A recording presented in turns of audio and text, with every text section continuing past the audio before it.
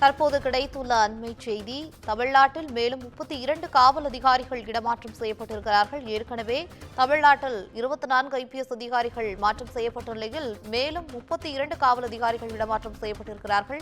இதுகுறித்த கூடுதல் தகவல்களை தருவதற்காக செய்தியாளர் சுப்பிரமணியன் இணைப்பில் இருக்கிறார். வணக்கம் சுப்பிரமணியன், என்னென்ன மாற்றம் நடைபெற்றிருக்கிறது, அது குறித்த விரிவான தகவல்களை பதிவு பண்ணுங்க. 32 காவல்துறை அதிகாரிகளை இடமாற்றம் செய்து தமிழக அரசு உத்தரவிட்டு இருக்கிறது. ஏற்கனவே 24 காவல்துறை அதிகாரிகள் இடமாற்றம் செய்யப்பட்டிருந்தார்கள். அவர்கள் அனைவருமே எஸ்பி அந்தஸ்தில் இருக்கக்கூடிய அதிகாரிகள். தற்போது இடமாற்றம் செய்யப்பட்டிருக்கக்கூடிய அதிகாரிகளும் எஸ்பி அந்தஸ்தில் இருக்கக்கூடிய அதிகாரிகள் தான். தமிழகம் முழுவதும் ஒட்டுமொத்த காவல்துறை அதிகாரிகளும் இடமாற்றம் செய்யப்பட்டு பார்க்கும்போது செய்யப்பட்டிருப்பதாக தான் தெரிகிறது. குறிப்பாக முக்கிய பதவிகளில் இருக்கக்கூடிய அதிகாரிகள் இதில் மாற்றம் செய்யப்பட்டிருக்கிறார்கள். அதாவது கோவையில் புதிதாக தொடங்கப்பட்டிருக்கக்கூடிய தீவிரவாத தடுப்பு பிரிவு எஸ்பியாக இருந்த சசிமோகன் இடமாற்றம் செய்யப்பட்டிருக்கிறார்.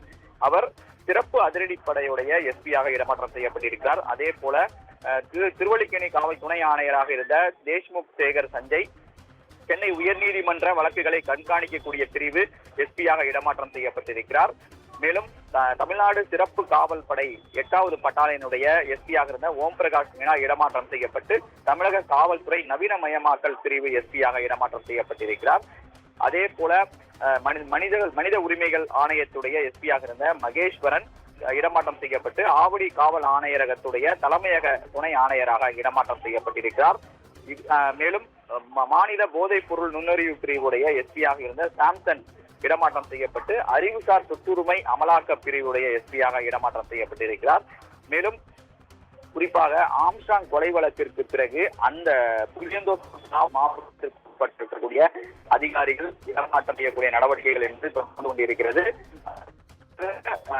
வடசென்னையுடைய காவல் இணை ஆணையராக இருந்தவர் இடமாற்றம் செய்யப்பட்டிருந்தார். தற்போது அதே புளியந்தோப்பு காவல் துணை ஆணையராக இருந்த ஈஸ்வரன் இடமாற்றம் செய்யப்பட்டிருக்கிறார்.